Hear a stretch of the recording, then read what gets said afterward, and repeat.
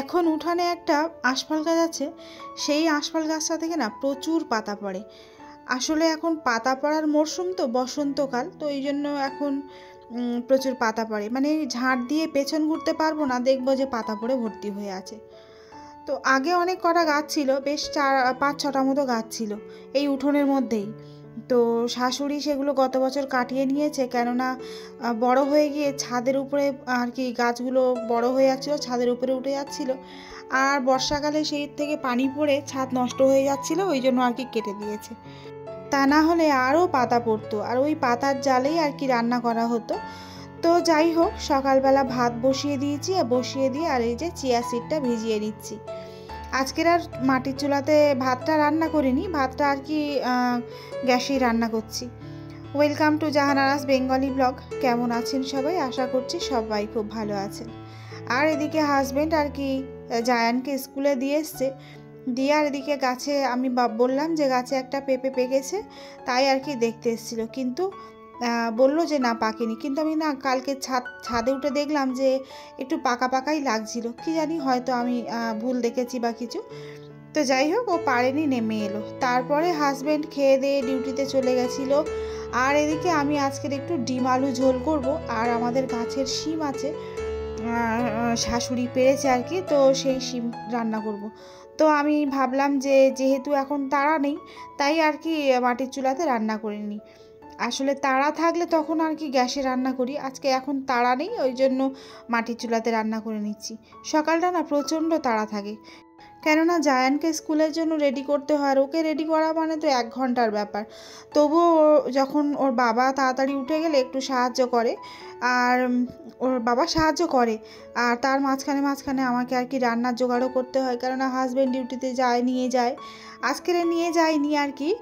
তো ওই জন্য আর কি রান্নাটা আর কি বেলায় করছি, ওর বাবা বেরিয়ে গেলে তারপরে। তো ডিম আলু ঝোল করব। আলুটা না আমি এখন সিদ্ধ করে নিয়েছিলাম গ্যাসেতেই, প্রেশার কুকারে 2 সিটি দিয়ে নিয়েছিলাম, আর ডিমটাও সিদ্ধ করে নিয়েছিলাম গ্যাসেই।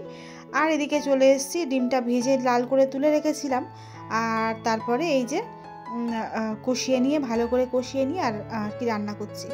তো এইভাবে আমি আলুটা সিদ্ধ করে নিয়ে করলে একটু গামাখা মতো হয়, বেশ ঝোলটা একটু গাঢ় মতো হয়, খেতে খুব ভালো লাগে।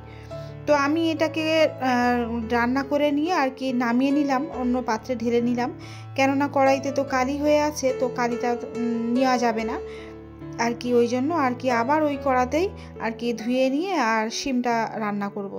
তো আমার শাশুড়ি না এই শিমটা খেতে খুব পছন্দ করে, শুধু শাশুড়ি না, উনি একটু বেশি পছন্দ করে, কিন্তু আমরা সবাই ভালোবাসি শিমটা খেতে। শিমটা না এত সুন্দর যে ধারণার বাইরে। আমার শাশুড়ি প্রতি বছর এই শিমটা চাষ করে।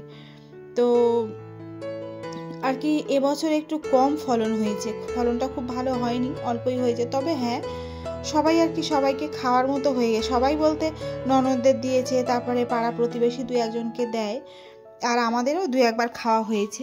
তবে এখন আর খুব বেশি নেই, এখন যখন ভয়েসটা দিচ্ছি তখনকার কথা বলছি, এখন আর খুব একটা নেই। তো এটা আর কি শাশুড়ির তুলে আর কেটেই দিয়েছিল, আর এই দেখুন কি মোটা মোটা দানা হয় না, মানে খুব ভালো লাগে। আর একটু ভাপ দিলেই সিদ্ধ হয়ে যায়, মানে অল্প একটুতেই সিদ্ধ হয়ে যায়, দানাগুলো খুব মোটা মোটা, তো খেতে খুব ভালো লাগে। আর আমি রান্না করছি, আর আকাশটা না পুরো অন্ধকার করে এসছে, আমি ভাবছি এই বৃষ্টি নামে ওই বৃষ্টি নামে। আর আমি যেখানে রান্না করছি উপরটাতে তো খুব একটা ছাউনি নেই, মানে এমনি একটা প্লাস্টিক দেওয়া আছে বটে, কিন্তু ছাউনি নেই। আর বলতে বলতে আর ঝমঝম করে বৃষ্টি নেমেছে, যদিও আমার রান্নাটা হয়ে গেছিলো, আমার খুব ভাগ্যের জোর আর কি। রান্না হয়ে যাওয়ার পরে মানে চুলোতে আর কি গরম পানি দিয়েছিলাম, শাশুড়ি আর জিসাদ গোসল করবে বলে। তো গরম পানিটা আর করা হয়নি, মানে ওইভাবেই আর কি প্লাস্টিক চাপা দিয়ে চলে এসেছি। এবারে জায়ানকে আনতে যাব, সেটাই চিন্তা হচ্ছিল আর কি, এই যে বৃষ্টির মধ্যে কি করে যাব। তো যাই হোক, জায়ানকে নিয়ে চলে এসেছিলাম, আর এটা একেবারে সন্ধ্যাবেলা হাজব্যান্ড বলল যে ও একটা প্যান্ট কিনবে, তো আর কিছু আর কি কেনাকাটা করার আছে, প্যান্ট আছে, লুঙ্গি আছে, এই ধরনের কিছু কেনাকাটা করার আছে, আর ওই জন্য আর কি একটু বাজারে আসতে। তো চলে গেলাম। হাজব্যান্ড কিছু কিনলে না, ও আমাকে সঙ্গে করেই নেয়, ও নিজের মতে কিছু কেনে না, দুজনে একসঙ্গে গিয়েই কেনাকাটা করি। তো এখানে আর কি স্টাইল বাজারে চলে এসেছিলাম আমাদের বারুইপুরের। তো সেখানে গিয়ে দেখলাম ও খুঁজলো, সেখানে কিছু পায়নি। আর আমার না এই নজর চলে যায় ছেলেদের জামা প্যান্টের উপরে। আসলে আমার তো মানে মেয়েদের জিনিস খুব একটা দেখতে হয় না, পছন্দ করতে হয় না, তো ছেলেদের জন্যই আর কি দেখি, দুটো ছেলের জন্য, হাজব্যান্ডের জন্য। তাই আমি বারবার ওই ছেলেদের জায়গায় গিয়ে খুঁজি। আমার কখনো মনে হয় না যে মেয়েদের যেখানে জামা টামাগুলো রয়েছে সেখানে গিয়ে দেখি, এমনটা মনে হয় না। আমি সারাক্ষণ ছেলেদেরটাই দেখি, যে কোনটা কম দাম, কোনটা দেখতে সুন্দর, এইগুলো দেখি আর কি। তো যাই হোক, স্টাইল বাজারে পছন্দ হয়নি, হাজব্যান্ড এখানে চলে এসেছিলো। এখান থেকেই আর কি বেশিরভাগ কেনাকাটা করা হয়। তো হাজব্যান্ডের এই যে এই প্যান্টটা পছন্দ হয়ে গেছিলো, এইটাই আর কি নিয়েছিল হাজব্যান্ড নিজের জন্য। আসলে ওর আবার একটা বিয়ে বাড়ি আছে, তো যাবে, বিয়ে বাড়িতে যাবে, যার কারণে আর কি ওইটা নিয়েছিল। তারপর এখানে চলে এসেছিলাম হাজব্যান্ডের জন্য লুঙ্গি নিতে। তো ও বাড়িতে প্রিন্টেড লুঙ্গি পরে আর কি। তো এখান থেকে প্রিন্টেড লুঙ্গি নিয়েছিল একটা, আর এমনি চেক লুঙ্গিও একটা নিয়েছিল। তো এই লুঙ্গিটা নেওয়া হয়েছিল আর কি। তো এই দুটো নিয়ে এবারে বাড়ি যাব। আর বাড়িতে গিয়ে না অনেক কাজ আছে জানেন তো। আর কি জায়ানের এখন পরীক্ষা চলছে, আর ওর না মানে কি বলবো, প্রজেক্ট করতে দিয়েছে। তো প্রচুর প্রজেক্ট, ও তো কিছু করতে পারবে না, তো সেগুলো আমাদেরই করে দিতে হবে। আর যেহেতু এবছর এই স্কুলে আমি ওকে প্রথম দিয়েছি, আর তাই জন্য আমি বুঝে উঠতে পারছিলাম না যে কিভাবে করব। তো ওর কয়েকটা মানে ওর ক্লাসমেটের গার্জেনদের কাছে ফোন করেছিলাম, করলে ওরা আমাকে আইডিয়া দিল। আর তাছাড়া এখন তো ফোন থেকেই সব কিছু আইডিয়া পাওয়া যায়।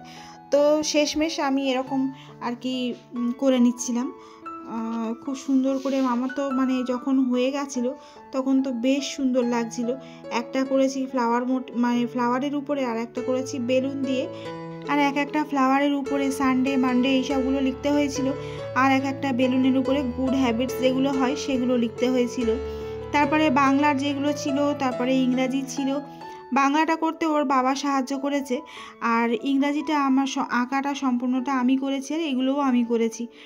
তো যেটা হয় আর কি, যেহেতু আমি একটু টুকটাক আঁকতে পারি, ওই জন্য আঁকাটা ওর বাবা বলল তুমি ওটা করো, তো ওই জন্য আমি ওটা করেছিলাম। আর এদিকে জায়ানকে সামনে বসে পড়িয়ে নিচ্ছিলাম।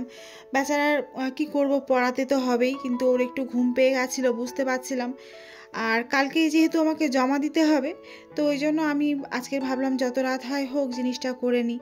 আসলে কয়েকদিন ধরে এত ব্যস্ততার মধ্যে যাচ্ছে না, যেহেতু জিসাদেরও পরীক্ষা চলছিল।